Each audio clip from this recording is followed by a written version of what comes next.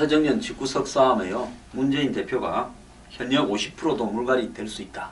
즉 싹 바꿔버릴 수도 있다. 혁신 공천을 하겠다. 더 나아가서 당 흔드는 세력 책임을 묻겠다. 위주류와 정면 대결하겠다. 수권 정당이 되기 위해서 혁신을 왕성하겠다. 이제 총선 체제로 전환하겠다. 그리고 상향식 비례대표, 즉 비례대표들을 일정하게 투표를 해가지고 청년 대표, 노인 대표를 만들겠다.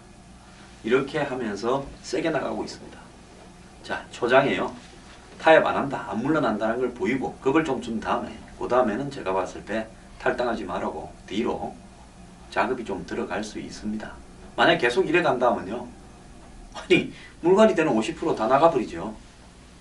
그 다음에 안철수 나가서 세게 이야기하고 있습니다. 오늘 안 의원에 가까운 문병호, 그 다음에 황주홍, 유성혁 의원이 탈당했습니다. 이제 3명이 했습니다. 언제 30년 채울지 문병호 의원의 호언 장담대로 의문이고요.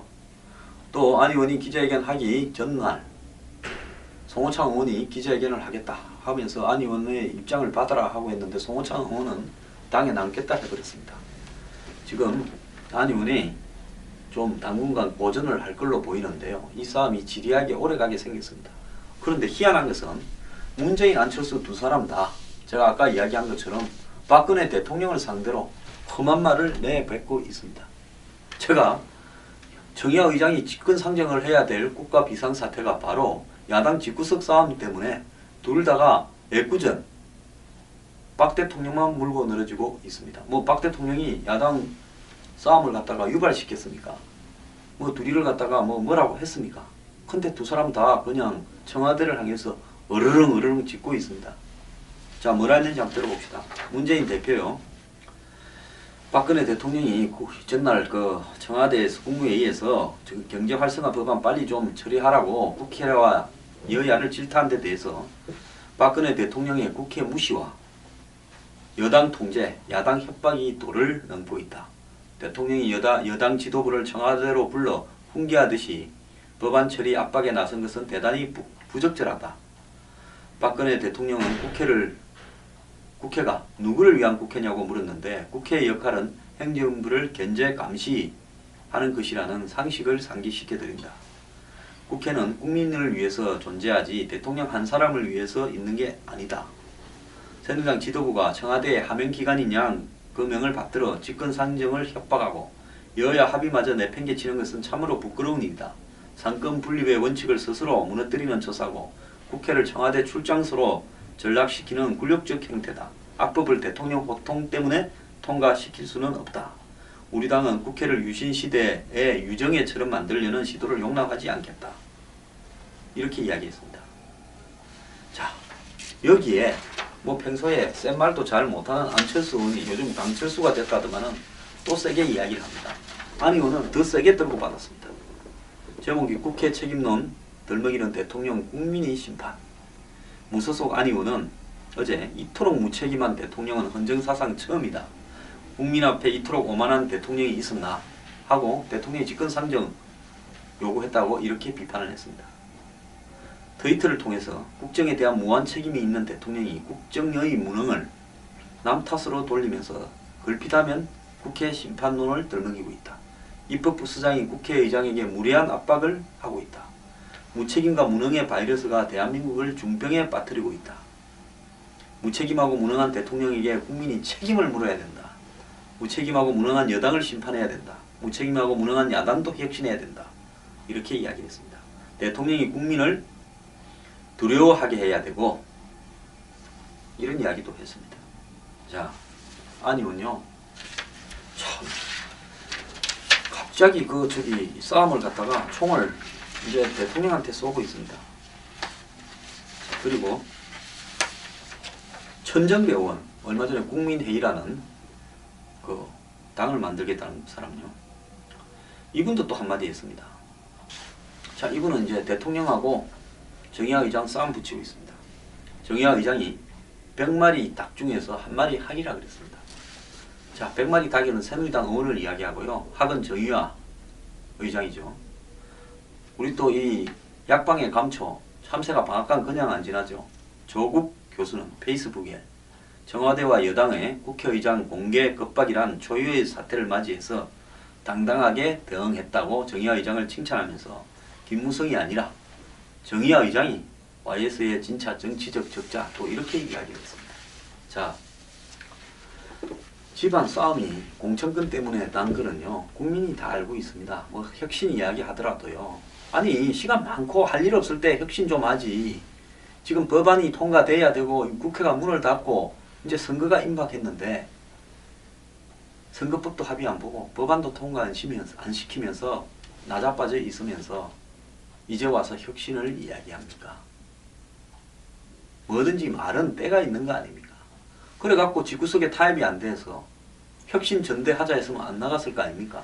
혁신 전대하자는 말을 문재인 대표가 안 하니까 뛰쳐나간 거 아닙니까? 그래 나갔으면 둘 다 서로 욕이나 하든지 내가 적자고 쟤는 가짜다 이렇게 욕을 하든지 이제 애꿎게 대통령을 상대로 해가 오만하다 뭐 독재다 이야기를 합니다. 대통령 뭐 둘이 싸움 붙였습니까? 왜 그런 줄 아십니까? 각자가요 자기들 뒤에 있는 지지자들한테 내가 박근혜 대통령을 더 골탕을 먹이고 더 욕을 심하게 할 수 있는 용기가 있다라고 열성 팬들 즉 야당 중에서 뭐 평소에 야당의 지지자나 일반적인 야당의 당원들은 뭐 정치판에 크게 관심이 없습니다. 선거 때나 가면 야당 한 표 찍어주는 정도지요. 그런데 야당 주변에 앉아가지고 막 부채질하고 좌우강 업이 야당이 어찌 되는가를 관심을 가지고 기사에 댓글 달고 야당 행사에 도시락 싸들고 찾아다니는 이런 열성 지지자들이 있습니다. 이런 열성 지지자들을 겨냥하고 확보하기 위해서 둘이가 센 발언을 경쟁적으로 하고 있습니다. 자, 문재인 대표는 어제 10,000명이 탈당한다고 안철수 측에서 공갈을 하니까 당을 오픈 당원 가입을 인터넷으로 열어가 어제 하루에 8,000명이 가입했다. 10,000명이 넘었다. 그 10,000명째 가입하는 당원은 내가 뭐 직접 축하해주겠다. 이런 이야기도 했습니다. 자, 이제 자기들 지지자들을 향해가 내가 더 색깔이 빨갛다, 선명하다, 내가 더 파랗다 이 이야기 하고 싶어서 이제 박근혜 대통령 상대로 퍼붓고 있는데 이런 와중에 대통령이 아무리 골프 치자 밥 먹자 한들 오겠습니까? 청와대로 밥 먹자고 문재인 대표나 이종걸 원내대표 불러놓으면 또 그 앞에다 대고 또 퍼부으면서 자기 지지자들한테 점수 달라 할 건데요. 뻔하지 않습니까? 대통령이 안철수 만나서 밥 먹자면 안 의원이 뭘 하겠습니까? 오만한 대통령 앞에서 국회를 무시하는 대통령 앞에서 밥을 먹을 수 없다고 또 이래버릴 겁니다. 자, 이러는데요. 대통령이 야당을 설득을 안 한다고 이야기를 합니다. 자, 이런 야당의 의원들한테 조국 교수한테 칭찬을 받는 정의화 의장 요즘 기가 많이 간지럽겠습니다. 그런데요. 안철수 문재인 이 두 사람은 애구전 하풀이 엉뚱한데 하지 말고요. 집구석에 부부싸움 났으면 애들 패지 말고 엉뚱한데 하풀이 하지 말고 둘이서 진짜로 혁신이 뭔지 고민하고 진짜 혁신은 내하고 정치적인 이해관계가 다른 사람이더라도 옳은 소리를 하거나 필요한 문제가 있으면 들어줄 줄 알고 협조도 해줄 줄 아는 것이 진짜 혁신입니다. 무슨 강성으로 가가 극좌파되는 게 혁신이라고 생각을 하십니까? 둘 다 혁신의 정의를 모르면서요. 입으로만 혁신을 떠들고 있는 것 같습니다.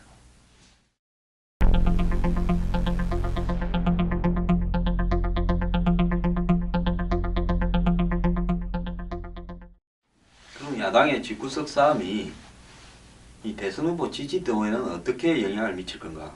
곧 그런 내용들이 많이 나올 건데요. 하나 결과가 나왔습니다. 김무성 대표 19.6, 문재인 19.4 둘이 비슷하네요. 안철수 14.2 많이 올랐네요. 한동안 5% 8% 나왔고 이랬는데 지난번에 싸움할 때부터 이제 10% 되더만은 14.2 나왔습니다.